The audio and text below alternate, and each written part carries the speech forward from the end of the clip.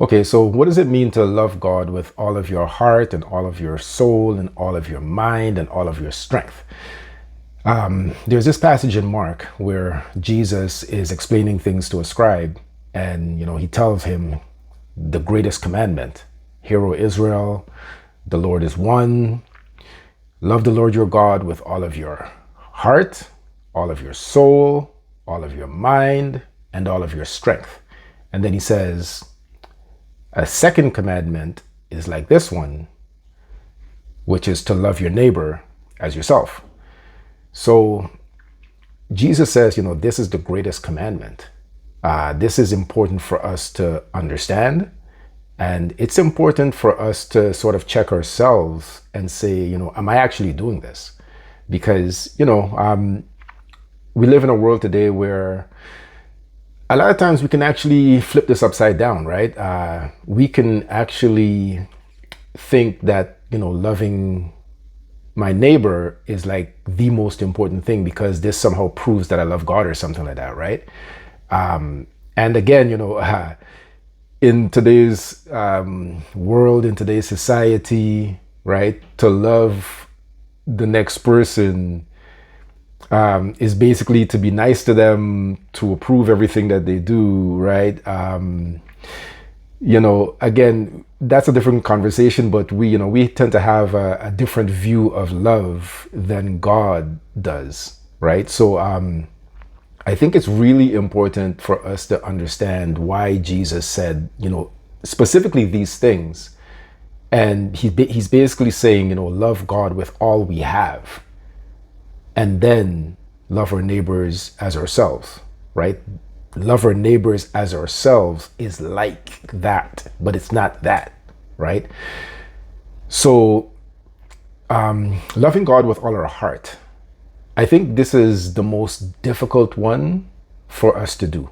So I'm going to leave that to the end. I'm going to work my way backwards here, okay? So let's start with loving God with all of our strength. What does that mean? Well, if you think of like a parent-child relationship, again, listen, a lot of clues when it comes to our relationship with God is left in the family unit. There's a lot of clues in how a family functions in terms of us understanding how to love God. So the parent-child relationship is really a good example of this, right? For parents watching this, you know how much strength it takes to love your children, right? At times. It takes a lot of effort, right? And literal strength, mental strength, physical strength, right? Emotional strength, right? And so that's what Jesus is talking about here. And we are to apply that to loving God. And if we're doing that, then, we're prioritizing this loving God thing, right? So that's fairly easy to understand, I think. I think people tend to do that by default sometimes, right? Especially when you're involved in a church and stuff like that, you'll put forth a lot of effort into loving God, right? And that's pretty easy to understand. Again, working my way backwards, loving God with all your mind, again, easy to understand, I think, right? It takes a level of understanding God in order to love him, right? And again, going back to the family unit, an example of this is like a husband and wife, right? When you get married, sometimes that's when you understand how little you understand of the next person, right? That's when you really start to see clearly that, yeah, maybe I don't know this person as well as I thought I did, right? Because there's a lot to learn. And that's where, loving God with all of our mind is very similar to loving, your spouse, right? With all of your mind, because it does take time to learn about another person, right? It does take effort, again, going back to the strength thing, right? To learn about the other person. And it's the same thing when it comes to God. We have to spend time in his word. That's how we learn about his character, right? Using our mind, we learn about his character. and we learn how to love him better. We get a more realistic idea of how to love God, right? A lot of times we can kind of have this made up version, I love God, but not really knowing him or knowing what he's about. And then when we start to find out, or somebody brings us some information that we were unaware of, right? Especially things to do in the Old Testament, and all of a sudden it's like, whoa, right? So we need to understand these things in order to love God realistically and accurately, right? We need to use our minds. Loving God with all of our soul, I think, is very similar to loving God with all of our heart. It's really this conscious decision, right? I think when the Bible refers to the soul, and I could be wrong on this, but just from me reading the Bible, what I get from it personally is when the Bible talks about the soul, it's really talking about like our consciousness, right? Our entire consciousness, I think, is what the Bible is talking about as our soul. And so again, that goes back to understanding. But I think prior to understanding, it's a decision, and again, going back to the family unit, a lot of times love is a decision. A lot of times, especially, you're living in the house with a few different people, right? People getting on your nerves, this and that, everybody got their own thing happening, right? You have to remind yourself that, you're making a decision to love these people and stay loving them, right? And so understanding leads to that, right? Because you understand that there's a relationship there that is valuable, right? That is necessary in some cases, right? And so you make this conscious decision to love. And I think that's the reference to loving God with our soul, right? Our consciousness. Loving God with our heart.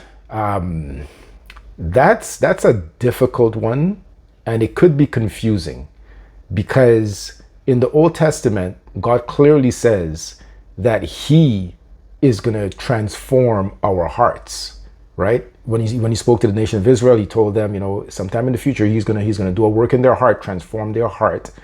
And so basically he's going to make them love him, right? So does that mean that I don't have any ability to actually love God with my heart unless he does this work, reaches into my soul or something and does this work in my heart? That's a interesting concept. And as on a side note, I go to a church that is sort of rooted in Calvinism, and so I get into these conversations all the time, about how God is actually achieving this work in the heart. So I'm going to give a little explanation about it as to where I am right now and my understanding about it. Hopefully this helps. But yeah, it's stated that way in the Old Testament, right? But then also in the Old Testament, we see, for example, when God is hardening Pharaoh's heart, we see the process that he's using there. And there's no indication that he's actually sort of, reaching into Pharaoh's, consciousness or something and making him harder towards God. He uses Moses. He uses the miracles. He uses these orders, right, to let the people go. He uses threats, let the people go or else. And as a reaction to that, you see Pharaoh's heart growing harder and harder and harder. God takes the credit for that. Absolutely. God says, I hardened Pharaoh's heart.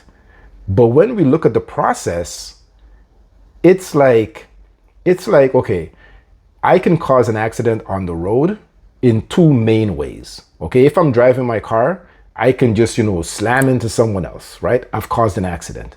Or I could maybe not be paying attention, maybe on my phone or something, texting or talking or whatever, not paying attention, run a red light, and then someone swerving to avoid me ends up, running into a pole or crossing into the other lane or something like that and gets into an accident. Guess what? If there's a cop sitting at that same intersection and he sees everything that happens, he's pulling me over and I'm going to be charged for causing that accident. Even though I wasn't directly involved, I went through the red light, I keep going, no damage, I'm not involved directly, but I still caused it. So the blame is on me. And I think it's the same thing when God is hardening people's heart, especially in the Old Testament, right? Yes, he's absolutely taking credit for it, but it doesn't mean that he has to, reach into our soul and, be like a puppet master and manipulate and do things that way. Look, it could very well be, like I said, this is my understanding of it today, right? If I'm wrong about this, I will come here and I will say I'm wrong about this, okay? It could very well be that God is actually reaching into our soul and doing this work from within. Sure, okay?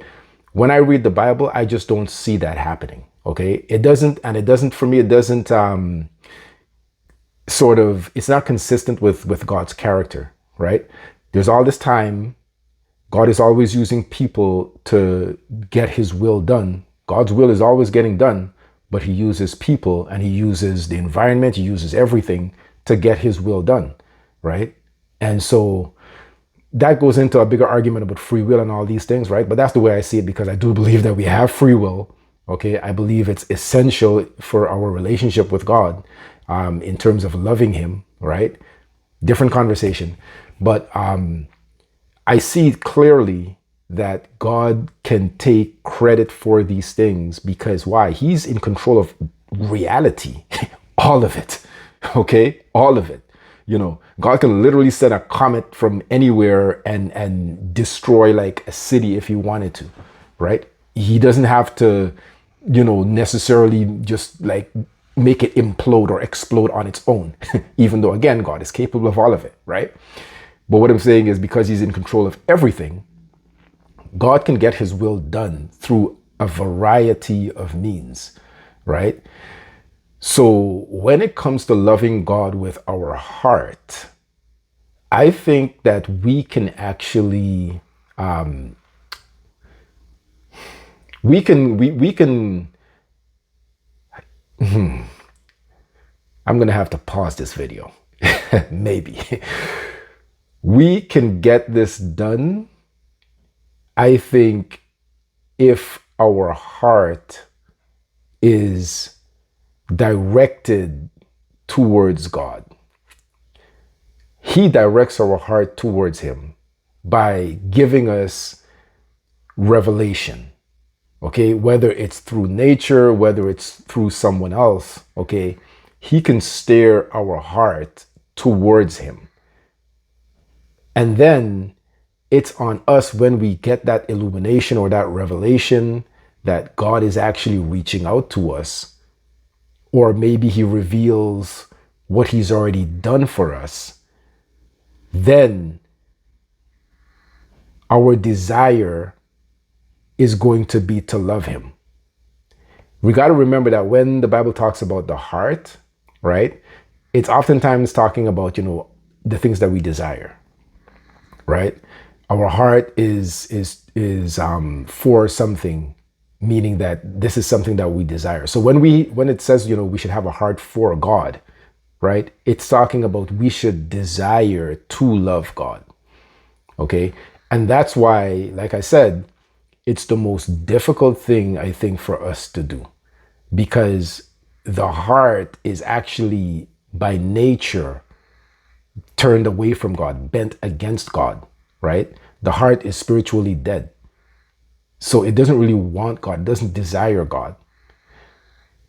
When God reveals things to us, okay, when he illuminates us, that is going to have an effect on the heart. The heart is either going to get hardened towards that and resist it, or the heart is going to turn to that, okay? And here's the thing, God knows every heart. So when he brings illumination to a person, he already knows how they're going to react. So this is why he can take credit for what he's doing. He takes complete credit. He's the one who softens the heart. He's the one who transforms it from a heart of stone to a heart of flesh. Because we're all born with this heart of stone. We're all born with a heart that's rejecting God. But through his revelation, our heart can be transformed. And that's where we get this ability to love God with all of our heart. It means that we now have a desire for God. And I think it's the most obvious way where we can know whether or not we actually love God. If we have this desire for God and for the things of God, then we know for sure that we actually love God. And when we have that, I think the other things fall into place. When we have a desire for God, then our soul, our consciousness is going to make a decision to love God, right? Even when it's hard, even when we think that, God is maybe putting me through some stuff, right? Our soul is going to love God. We're going to love God with our mind. If we love God with our heart and we have a desire for God, we're going to love God with our mind. We're going to want to spend time in His Word. We're going to want to read. We're going to have this desire to read and get to know Him better, love Him with our mind, understand Him, figure things out, figure out why He did this, why He's doing that, why these promises about the future, the kingdom of God, like all of these things. We're going to want to do this with our mind if we have this desire and we love God with our heart. And of course, our strength, we're going to put effort into it, whatever we have to do, whether it's a time commitment, whether, we have to go places, we have to go to church, or we have to go serve here or do this. Okay. We are going to put forth the effort if and when we love God with our heart, we have a desire for God. I think everything else really falls into place.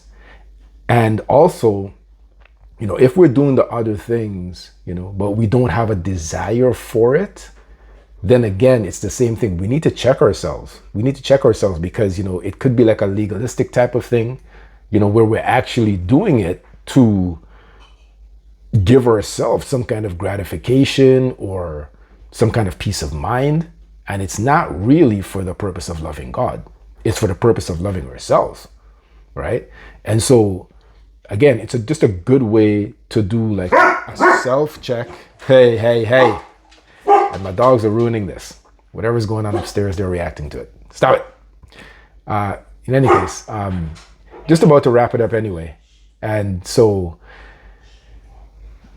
if we have this desire, I think everything else falls into place.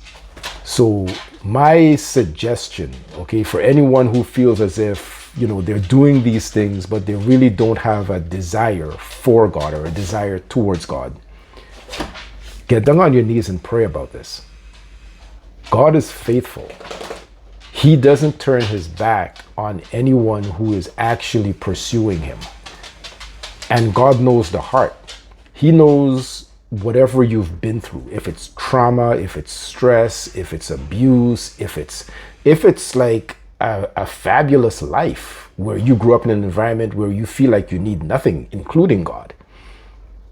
God knows the heart. And if you're faithful to get down on your knees and pray about it and ask God to transform your heart, then He will.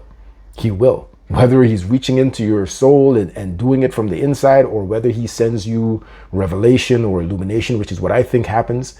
And then, your heart responds because your heart is actually seeking Him, right? You could be seeking Him without the capability of loving Him. And then He does that work in you. So that's my suggestion for anyone who feels like they're struggling with actually loving God. The next thing we can do in order to realistically love God, and not just kind of tell ourselves we have to do this, right? I mean, realistically love God is to understand what God has done. Understand that life is a gift. Understand, the things that He's already done in your life. If anyone out there really does a little self-reflection, they will see that they're in a place because of what God has done for them. And if you can start to appreciate what God has already done for you, then yes, you're going to have a desire to love God. Okay, you're going to have a desire to love God. And I didn't even get to the trump card. The trump card in all of this, okay, is what God did Himself. By putting on flesh and coming to earth and dwelling with us as the Son, Jesus Christ. If you understand that, you might have no choice but to love God. Okay? You might just get down on your knees and weep and really love God from within, if you can just really understand what it is that he did, in living this perfect life that we now get accredited with, okay? By dying for sins, suffering first, and then dying for the payment of sins. And then rising from death, right? If we can understand, what that means for us, then regardless of the situation or the circumstance, we're going to love God. We're going to appreciate what he did, what he's already done, what the blessings that we already have. We're going to appreciate that, and we are actually going to love God realistically, where we want to now serve him. So hopefully, this offers some insight, some understanding, but it's there in text, it's there in the Bible. We can go and we can sit down and we can read through these things and we can understand it. I've done so, okay? This is my understanding that I'm giving you for your consideration, okay? So I would suggest that anyone who's kind of struggling with this, keep reading the Bible. The answers are there. If you're seeking God through his word, he is faithful. He's going to do the work in you. So that's it for now.